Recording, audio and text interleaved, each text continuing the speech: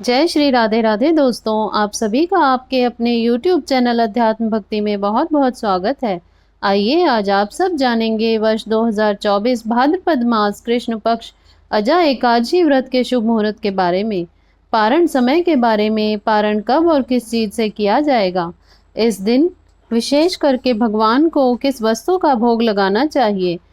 फिर सुनेंगे एकादशी व्रत की कथा। आप सभी भक्तों को अजा एकादशी व्रत की ढेर सारी शुभकामनाएं। आप सभी के जीवन में लक्ष्मी नारायण की कृपा से आप सभी को सभी प्रकार के सुख और समृद्धि की प्राप्ति हो।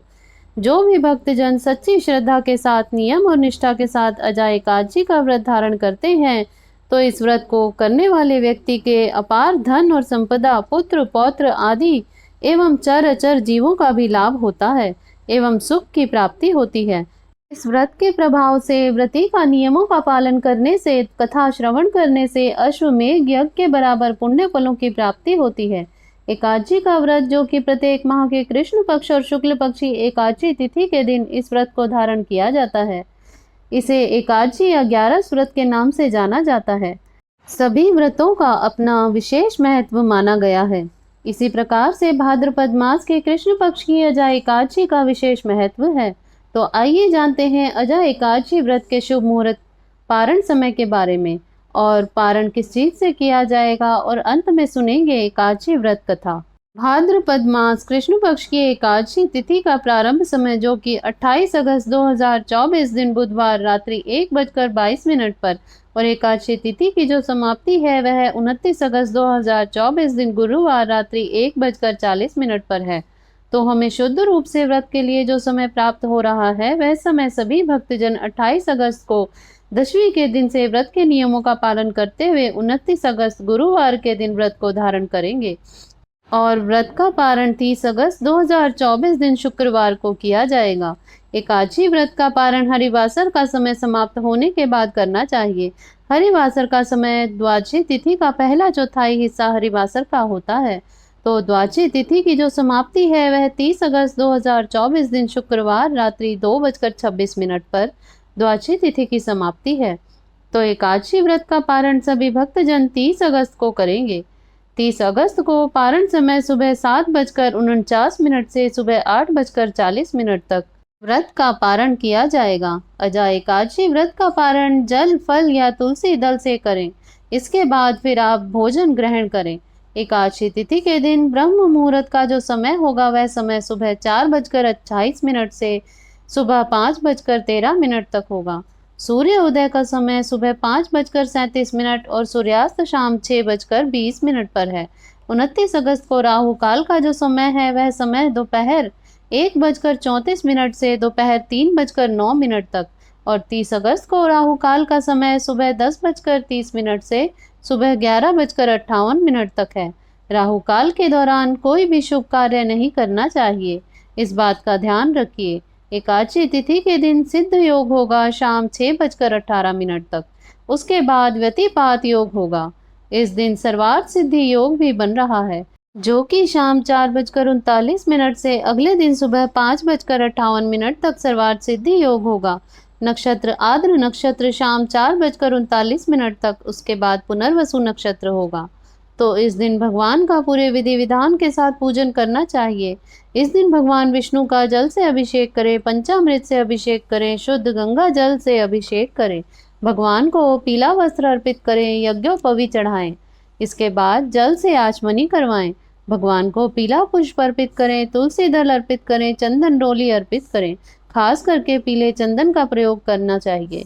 भगवान विष्णु को अक्षत नहीं चढ़ाया जाता, इस बात का ध्यान रखें।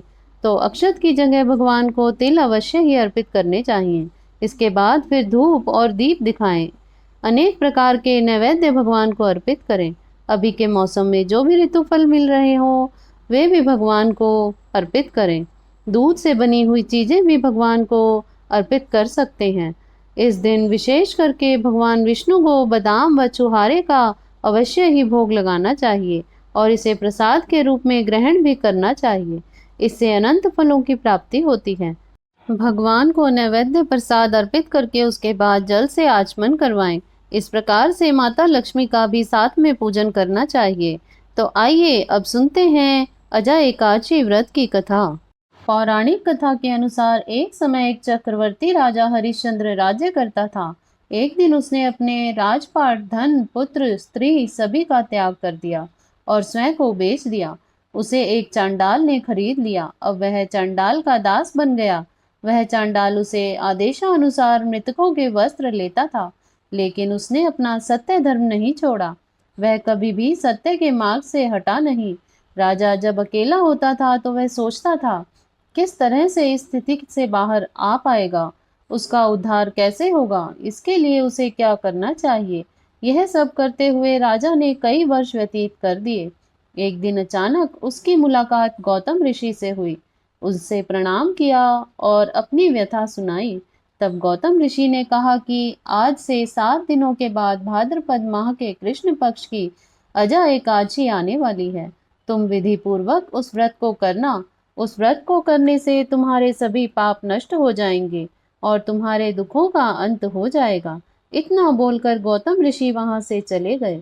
राजा हरिश्चंद्र ने गौतम ऋषि के सुझाव पर अजा एकादशी व्रत विधि पूर्वक रखा और भगवान श्री हरि की पूजा की। इस व्रत के पुण्य प्रभाव से राजा हरिश्चंद्र के समस्त पाप नष्ट हो गए। उनका मृत बेटा जीवित हो गया। उनकी पत्नी अपने पूर्व व्रत स्वरूप में आ गई। वह रानी की तरह सजी हुई थी। इस व्रत के पुण्य प्रभाव से उनका राजपाट फिर से वापस मिल गया। अंत में राजा हरिश्चंद्र अपने परिवार के साथ स्वर्ग चले गए। भगवान श्री कृष्ण ने युधिष्ठिर से कहा कि जो व्यक्ति अजा एकादशी का व्रत विधि पूर्वक करता है, रात्रि जागरण करता है, उसके सभी पाप मिट जाते हैं और वह स्वर्ग प्राप्त करता है। जो व्यक्ति अजा एकादशी व्रत कथा सुनाता है, उसे अश्वमेध यज्ञ का फल मिलता है। तो बोलिए प्रेम से भगवान विष्णु की जय, माता लक्ष्मी की जय, एकादशी माता की जय, सर्व देवी देवताओं की जय। इस प्रकार से जो भी भक्तजन सच्ची श्रद्धा के साथ, नियम और निष्ठा के साथ भाद्रपद मास कृष्ण पक्ष की अजा एकादशी का व्रत धारण करते हैं, भगवान का पूजन करते हैं, कथा श्रवण करते हैं, तो व्यक्ति के सभी पाप और ताप नष्ट हो जाते हैं। सभी प्रकार के सांसारिक सुखों की प्राप्ति होती है और अंत में स्वर्ग लोक की प्राप्ति होती है। तो आशा करती हूँ यह जानकारी आपको अच्छी लगी होगी। इस प्रकार से ज्ञानवर्धक जानकारियाँ प्राप्त करते रहने के लिए, व्रत पूजा के बारे में जानने के लिए, कथा को सुनने के लिए अगर आप चैनल पर पहली बार आए हैं तो चैनल को सब्सक्राइब कर लें, ताकि आने वाली वीडियो की नोटिफिकेशन आपको समय से मिलती रहे।